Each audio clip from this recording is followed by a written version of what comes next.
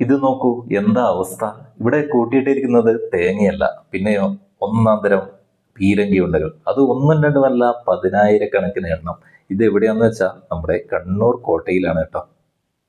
2015 ഡിസംബറിൽ കോട്ടയിൽ സന്ദർശകർക്ക് സൗകര്യങ്ങൾ ഒരുക്കുന്നതിന്റെ ഭാഗമായി നടത്തിയ ഉൾഖനനത്തിൽ തേങ്ങയുടെയും ഓറഞ്ചിന്റെയും മറ്റും വലിപ്പമുള്ള 1500ഓളം പീരങ്കി ഉണ്ടകൾ കണ്ടെത്തുകയുണ്ടായി.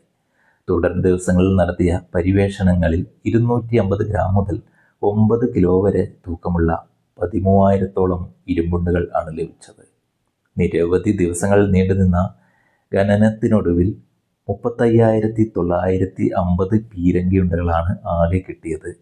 10 ദിവസം കൊണ്ട് 4 കുഴികളിൽ നിന്നാണ് ഇത്രയും വെടിയുണ്ടകൾ പുറത്തെടുത്തത്.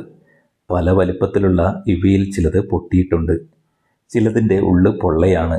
4 കുഴികളിൽ 4ാമത്തെ കുഴിയിൽ നിന്നാണ് ഏറ്റവും അധികം വെടിയുണ്ടകൾ ലഭിച്ചത്.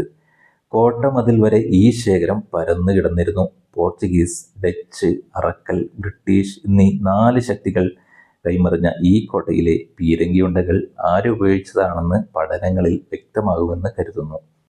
നമുക്കിനി സെന്റ് ആഞ്ചലോ ഫോർട്ട് എന്ന കണ്ണൂർ കോട്ടയെക്കുറിച്ചുള്ള ചരിത്രം പരിശോധിക്കാം.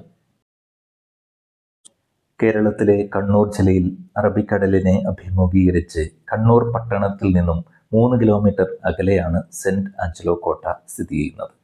കണ്ണൂർ കോട്ട എന്നും ഈ കോട്ട അറിയപ്പെടുന്നു. സമുദ്രനിരപ്പിൽ നിന്നും 40 അടി ഉയരത്തിലാണ് കോട്ട. പോർച്ചുഗീസുകാരനായ ഡോൺ ഫ്രാൻസിസ്കോ ഡി അൽമേഡ ആണ് 1505 ഈ കോട്ട നിർമ്മിച്ചത്. കോലത്തരി രാജാവിൻ്റെ സ്ഥലത്ത് 1505 ഒക്ടോബറിൽ കോട്ട പണി തുടങ്ങി. 158 വർഷം പോർച്ചുഗീസുകാർ കോട്ട ഭരിച്ചു. ഡച്ചുകാർ പോർച്ചുഗീസുകാരിൽ നിന്നും 1663 ഈ കോട്ട പിടിച്ചടക്കി. ചെലവ് ചുരുക്കാനായി ഡച്ചുകാർ കോട്ടയുടെ വലിപ്പം കുറച്ചു. 110 വർഷം ഡച്ചുകാർ കോട്ട ഭരിച്ചു. 1 ലക്ഷം രൂപയ്ക്ക് അറക്കൽ രാജ്യത്തെ അലി രാജയ്ക്ക് ഡച്ചുകാർ ഈ കോട്ട വിറ്റു. 1790 ബ്രിട്ടീഷുകാർ ഈ കോട്ട പിടിച്ചടക്കി. ഇത് മലബാറിലെ ബ്രിട്ടീഷുകാരുടെ ഒരു പ്രധാന സൈനിക കേന്ദ്രമായി മാറി.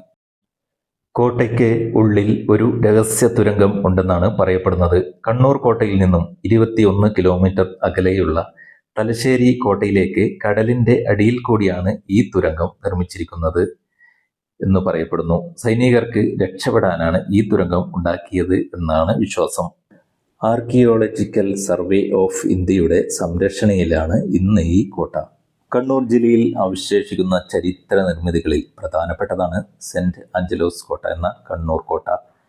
വലിയ കിടങ്ങുകളോടെ വെട്ടുകല്ലിൽ പണിത ത്രികോണാകൃതിയിലുള്ള നിർമ്മിതിയാണിത്. നൂറ്റാണ്ടുകൾക്ക് മുൻപ് ഭീതി വിതച്ച ഒരു സങ്കേതമായിരുന്നു കണ്ണൂർ കോട്ട. തടവുകാരെ പാർപ്പിച്ചിരുന്നത് അതിക്രൂരമായി ആയിരുന്നു. അതിൻ്റെ ശേഷിപ്പുകൾ ഇന്നും നമുക്കവിടെ കാണാം. അതുപോലെ വലിയ കുതിരാലയവും ചാപ്പലുമൊക്കെ ഇന്നും അവിടെയുണ്ട്.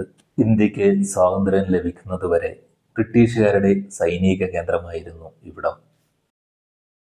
എന്നാൽ ഇന്ന് കണ്ണൂർ കോട്ട വളരെ ശാന്തസുന്ദരമായാണ് നിലകൊള്ളുന്നത്.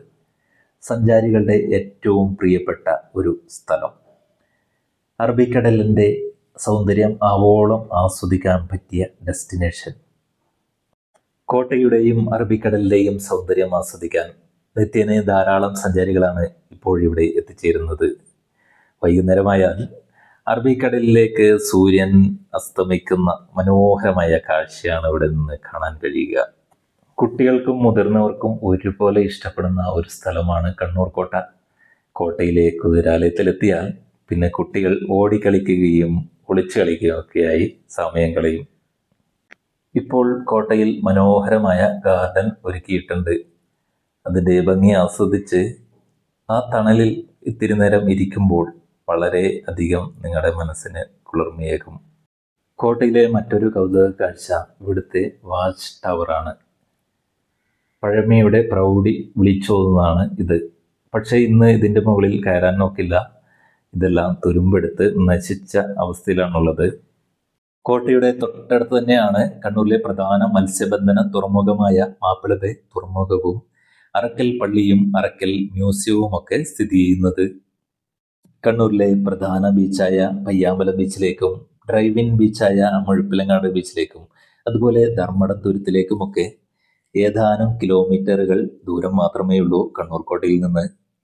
കണ്ണൂർ കോട്ടയിലേക്കുള്ള പ്രവേശന ഫീസ് 25 രൂപയാണ്. 12 വയസ്സിൽ താഴെയുള്ള കുട്ടികൾക്ക് സൗജന്യ പ്രവേശനമാണ്. കോട്ടയുടെയും കടലിന്റെയും സൗന്ദര്യം അവോളം ആസ്വദിക്കാം കണ്ണൂർ കോട്ടയിലെത്തിയാൽ. കണ്ണൂർ കോട്ടയിലെ കാഴ്ചകൾ എല്ലാവർക്കും ഇഷ്ടമായി എന്ന് കരുതുന്നു. നിങ്ങളുടെ ഇഷ്ടം ലൈക്കിലൂടെയും കമന്റിലൂടെയും അറിയിക്കുക. ഇതുപോലുള്ള നല്ല വീഡിയോകളുമായി വീണ്ടും കാണാം. എല്ലാവർക്കും നന്ദി. ബൈ.